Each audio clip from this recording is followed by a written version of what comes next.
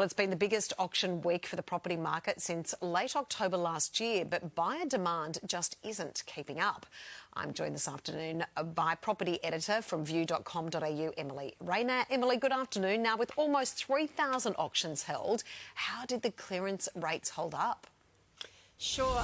We saw a preliminary national clearance rate of 66.1%, which is actually the lowest since early February.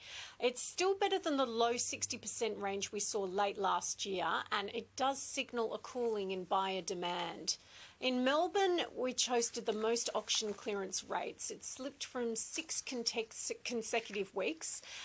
And Sydney also had its busiest auction week since September, but clearance rates continued to ease, well below the highs of mid-February.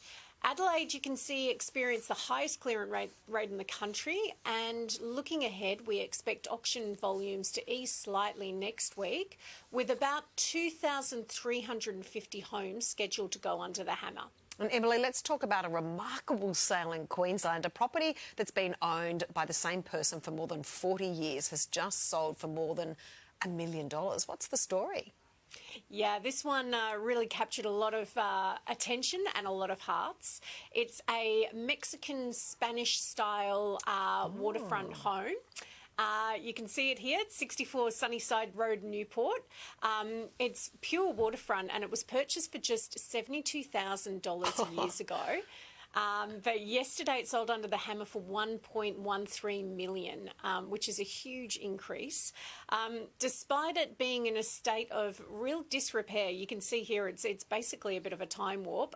The property just went through the roof in terms of bidders.